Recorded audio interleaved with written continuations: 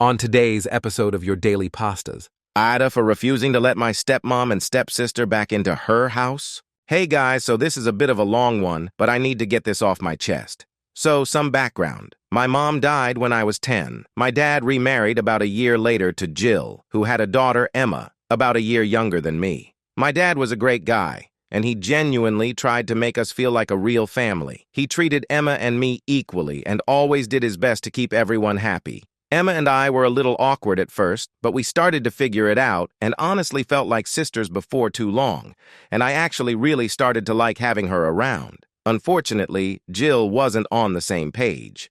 At first, the mistreatment from Jill was subtle. She'd give Emma the last piece of whatever or let her choose the movie every time on movie nights. Nothing too major, and my dad always thought I was just being overly sensitive. But as time went on, Jill's favoritism and hostility towards me grew. She'd blame me for things I didn't do, scold me for minor mistakes, and even made snide comments about my mom. Unfortunately, after a while, Emma started to pick up on her mom's behavior and started treating me the same way too, and even started leaning into it, getting me in trouble for things she did, knowing her mom would always take her side no matter what. And since it was always a 2v1, my dad, not knowing any better, tended to side with them also, but always dialed back or sometimes even ignored whatever punishment Jill tried to dish out to me. My dad tried to keep the peace, but Jill was a master at hiding her true colors around him. He thought I was exaggerating or just being dramatic. It was incredibly frustrating and isolating. I obviously loved my dad, but at times it honestly felt sometimes that my whole house was against me. I decided to just keep my head down and focus on school. At home, I would spend as much time as possible around my dad so they couldn't blame stuff on me as much, since he would be able to see they were lying immediately. I was hoping things would get better once I left for college. I would miss being around my dad as much, but I couldn't take feeling like an outsider all the time, constantly having to watch my back. Then, just after my 18th birthday, my dad passed away, suddenly absolutely crushing me. It was devastating. I was now truly alone at home, and it showed immediately. In the days leading up to his funeral, it felt like open season from Jill and Emma with their behavior, and everything got so much worse, on top of dealing with losing my father. I spent most nights just in bed crying myself to sleep. I still had 6 months till I was set to leave for college. But I wasn't able to afford the one I wanted to go to out of state to get out of the house. So I had decided to go to a local one for the first year or two and save up and just deal with being at home a little longer, but now I didn't know what I was going to do. After the funeral, however, Jill decided to make that decision for me. As soon as we got home, she looked at me and said, "Well, I guess you should start packing." I looked at her extremely confused, and she just stared back at me. And then she asked me if I was deaf all of the sudden. I asked her what she meant, and she said that she wasn't going to waste her money taking care of an ungrateful girl like me, and that since I was 18 now, it was time I moved out and figured it out for myself. She was kicking me out of my own house, the house I'd grown up with my entire life. My father hadn't even been in the ground for 24 hours, and now she was also making me homeless. I had no choice, so I packed a small suitcase and started asking around, trying to find someone to couch surf with, while trying to deal with my grief and trying to figure out what I was going to do with my life.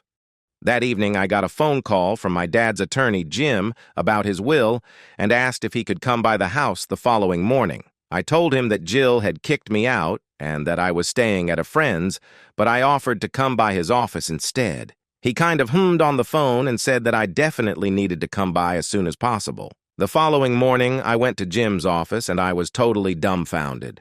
Not only had my dad specifically left half of all his accounts to me, including the entirety of a college fund he had been apparently planning on surprising me with, which was more than enough to go to my first-choice college. He had also left me the house. I asked him what this meant since Jill had kicked me out. He essentially said that normally he would encourage me to let them continue to live there, at least while I go off to school. But given the circumstances, he had already called his brother at the sheriff's office and had them set up to escort me in removing them from the house. That afternoon, Jim and the sheriff and I went to my house. When I knocked on the door, Jill stated that I wasn't welcome in her house, and if I left anything behind, I should have thought better of it when I left. At hearing her comment, the sheriff went up and knocked fairly aggressively on the door, demanding she open up. Jill pretty quickly opened the door to see me, Jim, and the sheriff, which she clearly wasn't expecting. And before anyone else could say anything and said, "Whatever she's done, it's her own fault, and I'm not responsible, we want nothing to do with her." Jim chimed in and said, "You've made that pretty clear already, ma'am. But as the sheriff was about to inform you, you're currently trespassing and need to leave immediately." Jill looked absolutely confused. She went on about how this was her house and, "That little bitch won't get a dime out of me, let alone my house." After some back and forth with Jill, the sheriff, and Jim, they finally pulled out copies of the paperwork showing that in fact it actually was my house. When Jill found out I actually owned the house, she was furious, and she ended up getting arrested after she hit the sheriff. I walked in to talk to Emma, but she just glared daggers at me and told me to leave her alone and got in her car to go meet her mom. It's been about a week now, and I've lost count of how many angry phone calls I've got from not just Jill and Emma, but some other family and mutual friends too. Some people who had seen the way Jill treated me before have reached out and given their support, which is comforting. But now Jill is demanding I let them move back in. She says it's only fair since it was her husband's house and Emma's childhood home. She's turned a lot of our mutual friends and family against me, saying I'm being heartless and cruel during this difficult time. Emma, who I did grow up with and have some fond memories of despite everything, has been crying and begging me to let them stay. I think I've resolved not to let them stay, but I'd love to hear what you guys think. So, AITA for refusing to let my stepmom and stepsister back into her house? I feel bad for Emma, but Jill has made my life hell for years. I just want a fresh start in my own home without their toxicity. Thank you guys for watching. And remember to subscribe and click that notification bell for new uploads.